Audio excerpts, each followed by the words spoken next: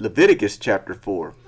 And the Lord spoke to Moses, saying, Speak to the people of Israel, saying, If anyone sins unintentionally in any of the Lord's commandments about things not to be done, and does any one of them, if it is the anointed priest who sins, thus bringing guilt on the people, then he shall offer for the sin that he committed a bull from the herd, without blemish, to the Lord for a sin offering. He shall bring the bull to the entrance of the tent of meeting before the Lord, and lay his hand on the head of the bull, and kill the bull before the Lord. And the anointed priest shall take some of the blood of the bull, and bring it into the tent of meeting. And the priest shall dip his finger in the blood, and sprinkle part of the blood 7 times before the Lord in front of the veil of the sanctuary. And the priest shall put some of the blood on the horns of the altar of fragrant incense before the Lord, that is in the tent of meeting. And all the rest of the blood of the bull he shall pour out at the base of the altar of burnt offering that is at the entrance of the tent of meeting. And all the fat that is on them at the loins and the long lobe of the liver, that he shall remove with the kidneys, just as these are taken from the ox of the sacrifice of the peace offerings. And the priest shall burn them on the altar of the burnt offering. But the skin of the bull and all its flesh, with its head, its legs, its entrails, and its dung, all of the rest of the bull, he shall carry outside the camp to a clean place, to the ash heap, and he shall burn it up on a fire of wood. On the ash heap it shall be burned up. If the congregation of Israel sins unintentionally, and the thing is hidden from the eyes of the assembly, and they do any one of the things that by the Lord's commandments ought not to be done, and they realize their guilt, when the sin which they have committed becomes known, the assembly shall offer a bull from the herd for a sin offering, and bring it in front of the tent of meeting. And the elders of the congregation shall lay their hands on the head of the bull before the Lord, and the bull shall be killed before the Lord. Then the anointed priest shall bring some of the blood of the bull into the tent of meeting, and the priest shall dip his finger in the blood and sprinkle it 7 times before the Lord in front of the veil. And he shall put some of the blood on the horns of the altar that is in the tent of meeting before the Lord. And the rest of the blood he shall pour out at the base of the altar burnt offering that is at the entrance of the tent of meeting.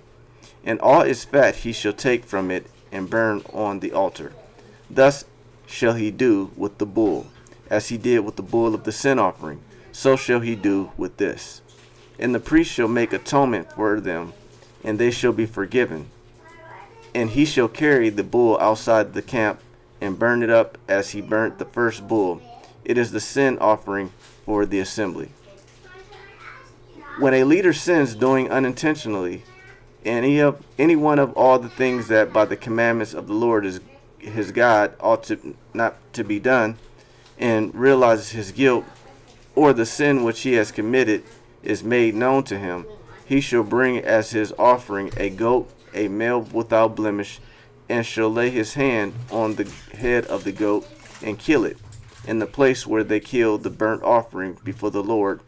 It is a sin offering. Then the priest shall take some of the blood and the sin offering with his finger, and put it on the horns of the altar of burnt offering, and pour out the rest of the blood at the base of the altar of burnt offering. And all its fat he shall burn on the altar, like the fat of the sacrifice of the peace offerings. So the priest shall make atonement for him for his sin, and he shall be forgiven. If any one of the common people sins unintentionally in doing any of the things that the Lord's commandments ought not to be done, and realizes his guilt, or the sin which he has committed is made known to him, he shall bring for his offering a goat, a female without blemish, for his sin which he has committed. And he shall lay his hand on the head of the sin offering, and kill the sin offering in the place of the burnt offering. And the priest shall take some of its blood from his finger, and put it on the horns of the altar of burnt offering, and pour out the rest of its blood at the base of the altar. And all its fat he shall remove, as the fat is removed from the peace offerings, And the priest shall burn it on the altar for a pleasing aroma to the Lord. And the priest shall make atonement for him, and he shall be forgiven. If he brings a lamb as his offering for a sin offering, he shall bring a female without blemish, and lay his hand on the head of the sin offering, and kill it for a sin offering in the place where they kill the burnt offering. Then the priest shall take some of the blood of the sin offering with his finger, and put it on the horns of the altar of burnt offering, and pour out all the rest of his blood at the base of the altar. And all its fat he shall remove, as the fat of the lamb is removed from the sacrifice of peace offerings. And the priest shall burn it on the altar, on top of the Lord's food offerings. And the priest shall make atonement for him for the sin which he has committed, and he shall be forgiven. Leviticus chapter 5. If anyone sins in that he hears a public adjuration to testify, and though he is a witness, whether he has seen or come to know the matter yet does not speak, he shall bear his iniquity.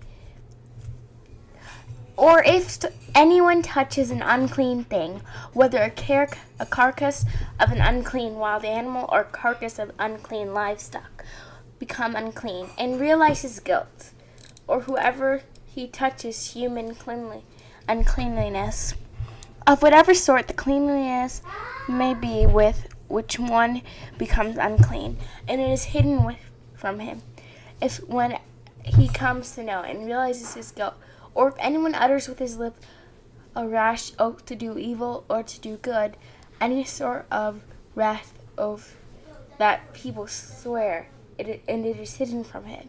When he comes to know it and he realizes his guilt in any of these, when he realizes his guilt in any of these and confesses the sin he committed, he shall bring to the Lord as a composition for the sin that he has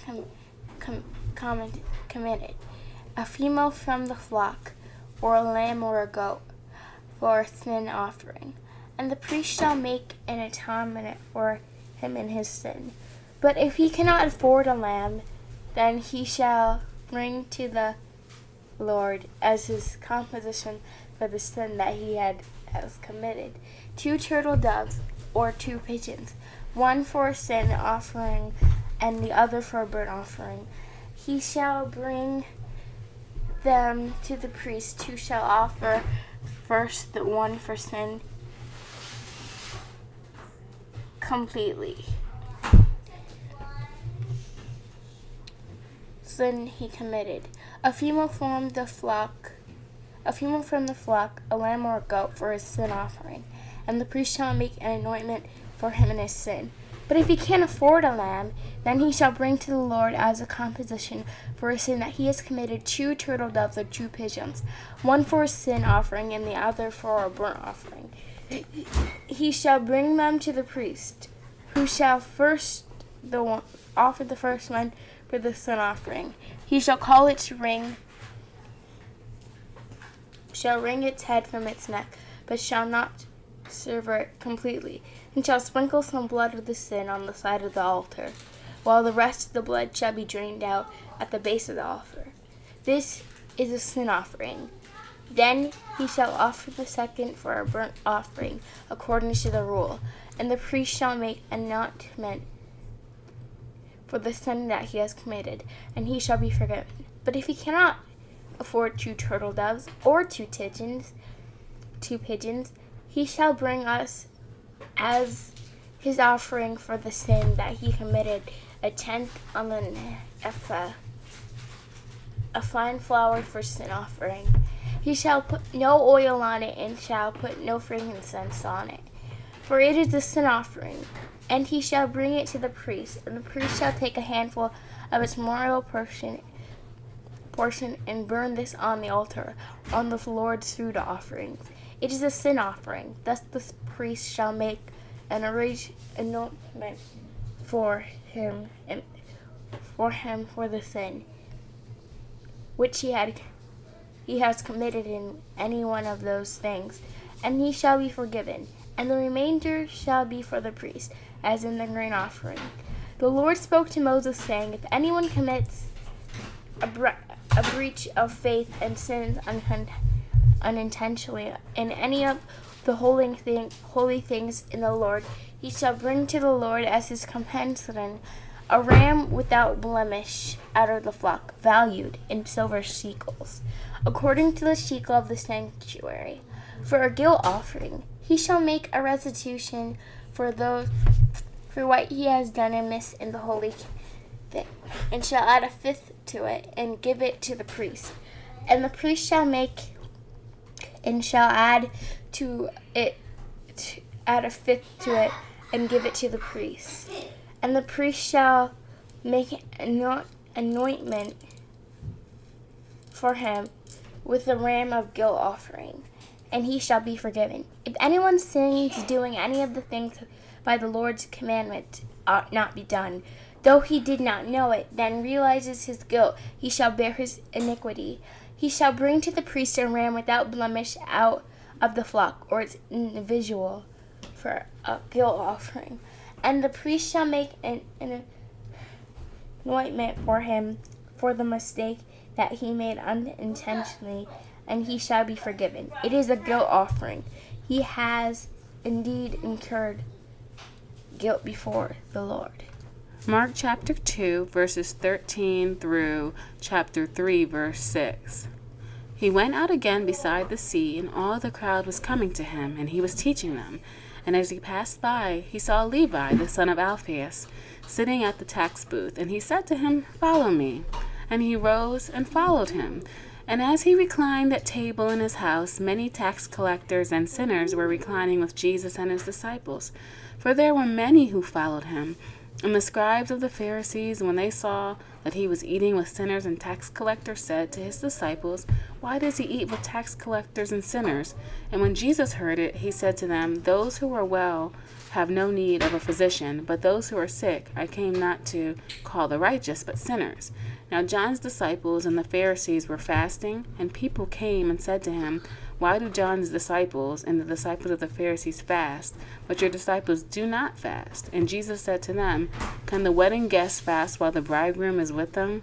As long as they have the bridegroom with them, they cannot fast. The days will come when the bridegroom is taken away from them, and then they will fast in that day. No one sews a piece of unshrunk cloth on an old garment. If he does, the patch tears away from it, and the new from the old, and a worse tear is made. And no one puts new wine into old wineskins. If he does, the wine will burst the skins, and the wine is destroyed, and so are the skins. But new wine is for fresh wineskins. On one Sabbath he was going through the grain fields, and as they made their way, his disciples began to pluck heads of grain. And the Pharisees were saying to him, Look, why are they doing what is not lawful on the Sabbath? And he said to them, Have you never read what David did when he was in need and was hungry? He and those who were with him, how he entered the house of God and in the time of Abiathar, the high priest, and ate the bread of the presence, which it is not lawful for any but the priest to eat, and also gave it to those who were with him. And he said to them, The Sabbath was made for man, not man for the Sabbath. So the Son of Man is Lord even of the Sabbath. Again he entered the synagogue, and a man was there with a withered hand. And they watched Jesus to see whether he would heal him on the Sabbath, so that they might accuse him. And he said to the man with the withered hand, Come here. And he said to them, Is it lawful on the Sabbath to do good or to do harm, to save life or to kill? But they were silent. And he looked around at them with anger, grieved at their hardness of heart, and said to the man, Stretch out your hand. He stretched it out, and his hand was restored. The Pharisees went out and immediately held counsel with the Herodians against him, how to destroy him.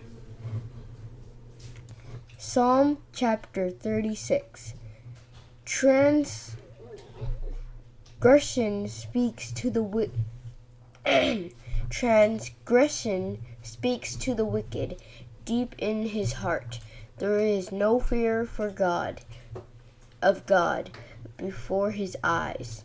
For he flatters himself in his own eyes that his iniquity cannot be found, and be found,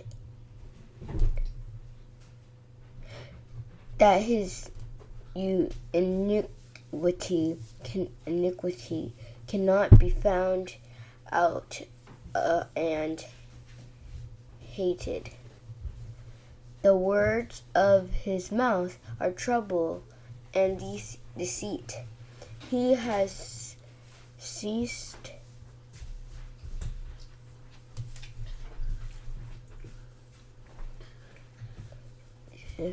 to act wisely and do good. He plots trouble while on his bed. He sets himself in a way that is not good. He does not reject evil. Your steadfast love, O Lord, extends to the heavens. Your faithfulness, to the Lord, to the clouds. Your righteousness is like the mountains of God. Your judgments are like the great deep. Man and beast you save, O Lord. How precious is your steadfast love, O God. The children of mankind take refuge in the shadow of your wings. They feast on the abundance of your house, and you give them drink from the river of your delights. For with you is the fountain of life. In your light do we see. Oh, continue your steadfast love to those who know you, and your righteous to the upright of heart. Let not the foot of arrogance come upon me, nor the hand of the wicked drive me away. There the evildoers lie fallen.